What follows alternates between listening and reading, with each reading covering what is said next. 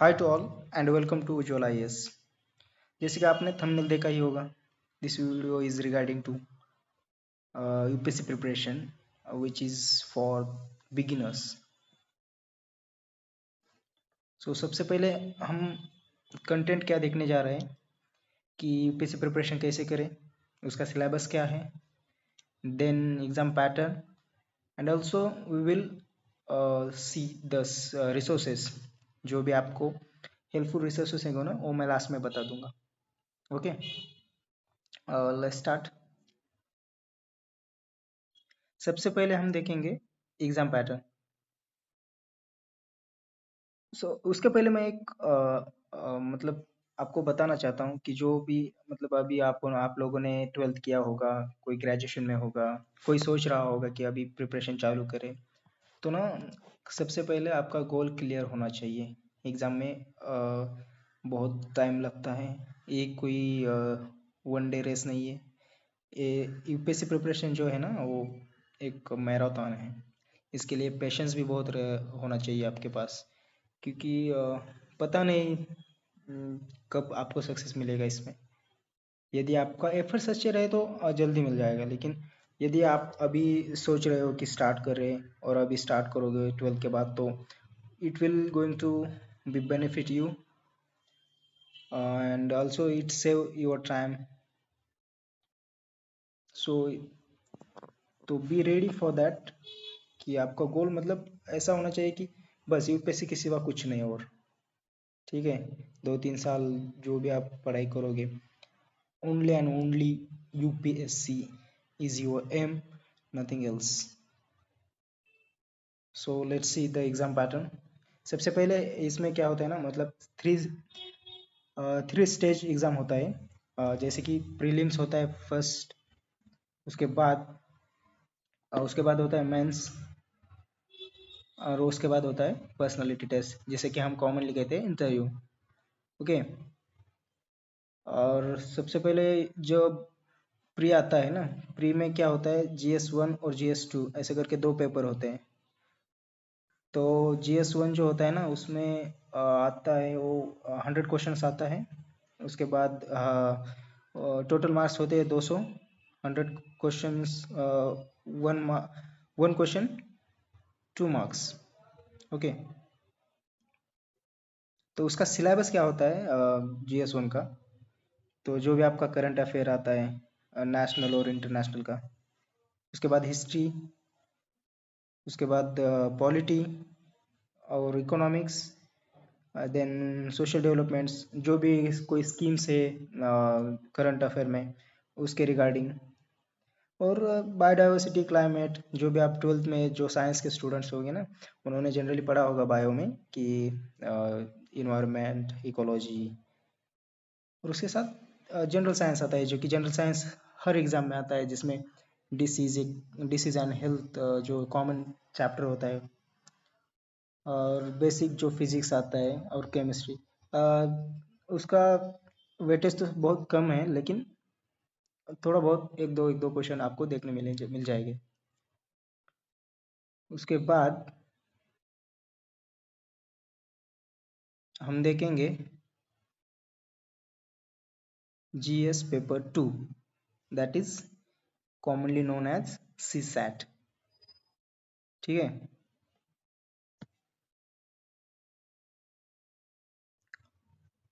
तो CSAT में आते हैं 80 क्वेश्चंस,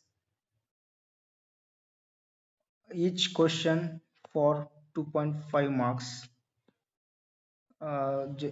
टोटल मार्क्स होते हैं 200।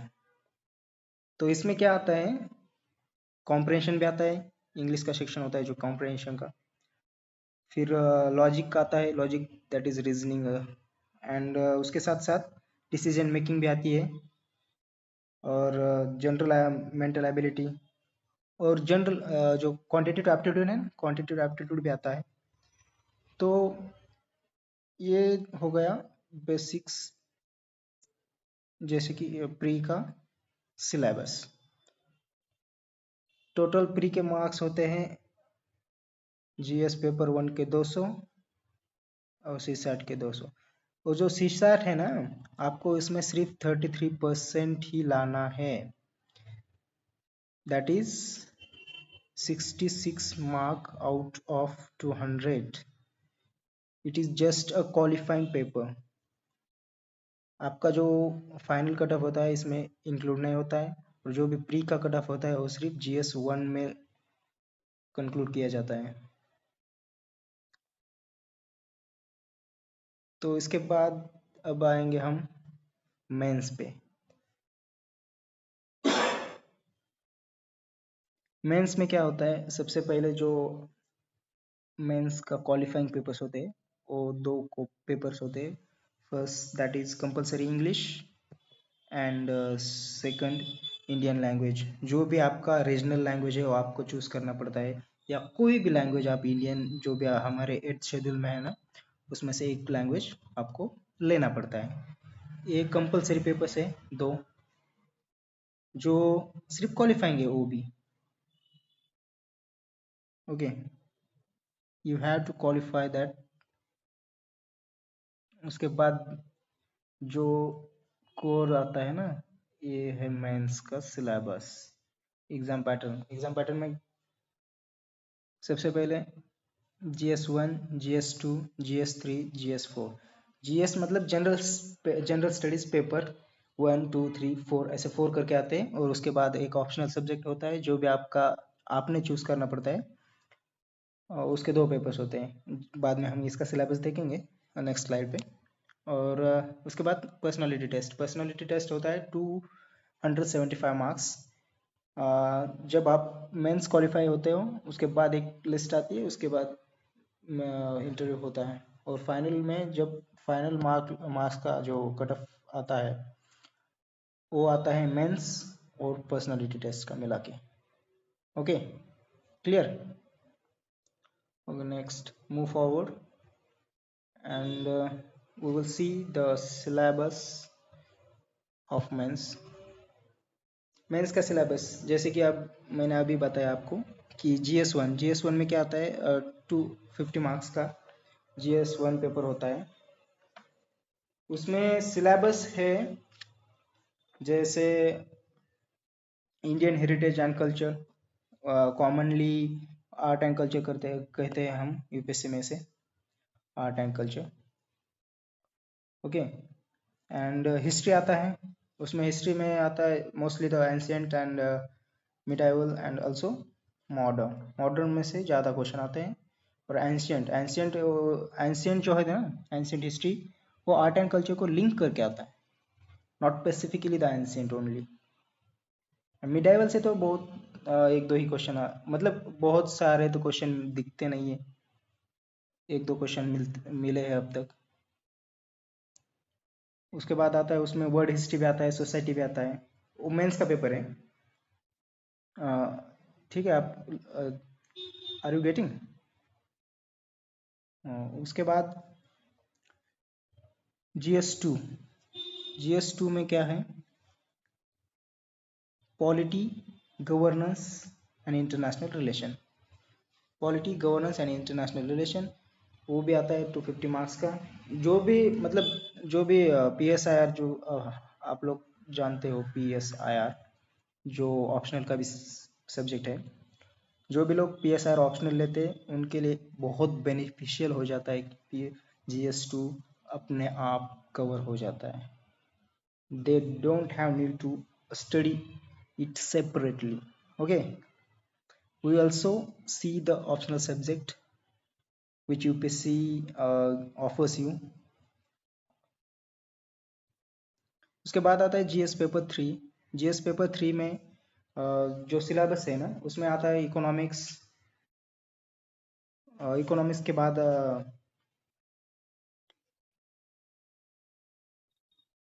Environment, science and tech, international security, disaster management. These are the core subject which deals with the GS3। और उसके बाद GS4 that is ethics। Okay, ethics जो पेपर है ना, इसके लिए स्पेसिफिकली इतना मतलब इथिक्स अपने अंदर ही होता है। इसे सिर्फ हमें लिखना आना चाहिए, उसे एक्सप्रेस करना आना चाहिए। और सबसे ज़्यादा जिससे इथिक्स में मार्क्स आते हैं वो सबसे ज़्यादा को स्कोर कर सकता है मेंस में। क्योंकि इथिक्स का ऐसा कुछ नहीं है, मतलब आपको फिलोसॉफिकल सब्जेक्ट है। यदि आप अंडरस्टैंड करोगे, आपकी अंडरस्टैंडिंग अच्छी है, एनालिटिकल थिंकिंग अच्छी है, और एक्शन जो सीडीएस पेपर में होता है बग, देखो कि उसमें क्या होता है बग, situation reaction test. Situation reaction test होता है। जैसे कि आपको एक सिचुएशन देंगे, उस सिचुएशन को आप कैसे रिएक्ट करते हो, उसी तरह मोरलेस इसमें एक केस स्टडी आती है। केस स्टडी में क्या होता है, केस स्टडी में आपको एक सिचुएशन दी जाती है, उसको आप कैसे हैंडल करते हो उसे उसमें लिखना पड़ता है। तो इसमें 20 मार्क्स का 6 क्वेश्चन आता है, उसमें केस स्टडीज होता है। उसके बाद मूव टू ऑप्शनल। ऑप्शनल का देखो, आपको यूपीएससी जो है ना, बहुत सारे ऑप्शनल सब्जेक्ट ऑफर करता है। उसमें से कुछ मैं आपको बता देता हूँ। एक्चुअली एक क्या है, आपका जो भी इंटरेस्टेड सब्जेक्ट है ना, जिसमें भी आप इंटरेस्टेड हो, उसमें से एक सब्जेक्ट आप ले सकते हो। तो आपको चूज करना पड़ता है so that you score more.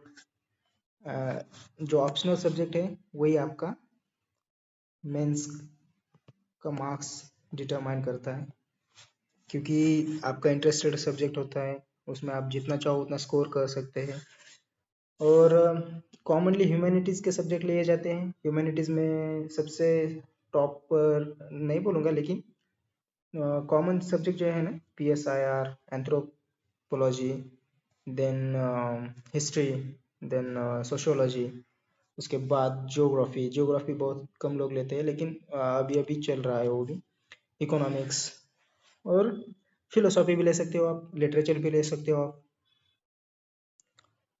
और उसके बाद जो भी आपका ग्रेजुएशन सब्जेक्ट रहेगा, कोई इंटरेस्टेड होगा, जैसे कि किसी ने लॉ किया होगा, उसके बाद किसी का मैथमेटिक्स होता है बीएससी में, किसी का यदि कोई आईआईटी से है, या कोई ऐसा ग्रेजुएशन है जिसका इंजीनियरिंग बैकग्राउंड है, वो इंजीनियरिंग बैकग्राउंड का सब्जेक्ट ले सकता है।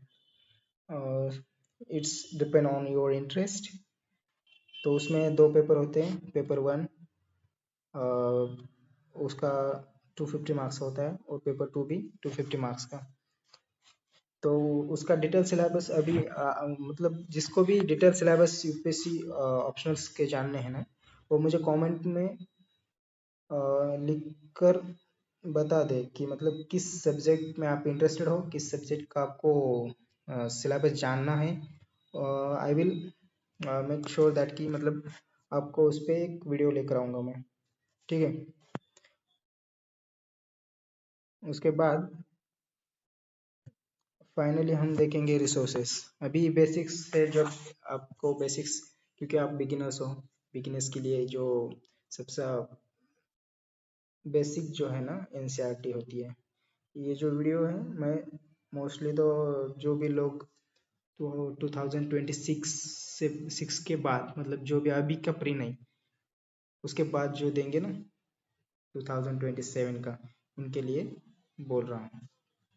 उनको सबसे पहले एनसीईआरटी से चालू करना चाहिए। एनसीईआरटी में भी ह्यूमैनिटीज़ की जो भी एनसीईआरटी है 11-12 की, ज्योग्राफी, देन हिस्ट्री। हिस्ट्री को बेस्ट सोर्स है, तमिलनाडु की एक एनसीईआरटी मिलता है उसमें से। सबसे अच्छा है कि मोबाइल में आप एक ऐप है तमिलनाडु एनसीईआरटी करके, उसे डाउनलोड कीजिए। उसके बाद उसमें जो एनसीईआरटीज़ है ना, हिस्ट्री की, एंशिएंट और मिडाइवल की, डाउनलोड करो। और सबसे बेस्ट ऑप्शन है Tamil Nadu NCERT for the history. और geography, economy, and polity. Polity के लिए आप डायरेक्टली, जिसका भी इंग्लिश अच्छा है ना, वो डायरेक्टली इलेक्शन कान पे जा सकता है पॉलिटी के लिए।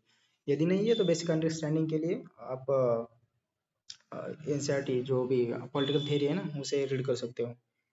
उसके बाद स्टैंडर्ड बुक्स देखते हैं हम। स्टैंडर्ड बुक्स में सबसे पहले लक्ष्मीकांत है पॉलिटी के लिए, जो भी टॉपर सजेस्ट करते हैं मोस्टली तो लक्ष्मीकांत ही सजेस्ट करते हैं। जिसका भी ऑप्शनल रहेगा ना PSIR, तो वो लोग क्या करते हैं, जो इग्नू है ना, इग्नू IAS, उसका नोट्स मिलता है। क्योंकि वो पीपल्स यूनिवर्सिटी है, उन सबके लिए अवेलेबल होता है, तो आप भी उससे डाउनलोड कर सकते हो। उसके बाद ज्योग्राफी के लिए 11-12 की NCERT बेस्ट है। और यदि आपको ज़्यादा मतलब पढ़ने की आदत है, या फिर आप कंटेंट कंज्यूम भी कर सकते हो, तो आप सॉरी GC लियोन भी पढ़ सकते हो। ओके, उसके बाद हिस्ट्री के लिए आपको तो ये स्पेक्ट्रम जो है ना, स्पेक्ट्रम है मॉडर्न हिस्ट्री के लिए। ओके, मॉडर्न के लिए। और NCERT जो मैंने बताई एंशियंट और मिडाइवल के लिए, तो वो तमिलनाडु की NCERT है। और इकोनॉमिक्स के लिए आप कोई भी बुक, किसी भी ऑथर का बुक पढ़ लो, इकोनॉमिक्स थोड़ी ना चेंज होने वाला है। ठीक है, तो इकोनॉमिक्स किसी भी शंकर IAS करके एक है, उनका भी पढ़ सकते हो, रमेश शर्मा है, इट्स डिपेंड ऑन यू। ठीक है। और उसके बाद ऑप्शनल सब्जेक्ट के लिए, जैसे कि मैंने अभी बताया कि आप कमेंट करो जिस सब्जेक्ट्स में आप इंटरेस्टेड हो, उस पर मैं स्पेसिफिकली एक वीडियो क्रिएट करूँगा। ठीक है, I will help you. And देखो, अभी लास्ट में क्या करेंगे हम, लास्ट में देखेंगे कि मतलब क्या अप्रोच होना चाहिए। तो सबसे पहले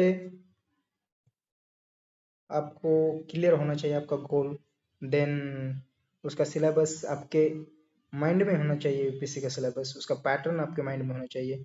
फिर उसको जो भी आप यूज कर रहे हैं ना, स्टिक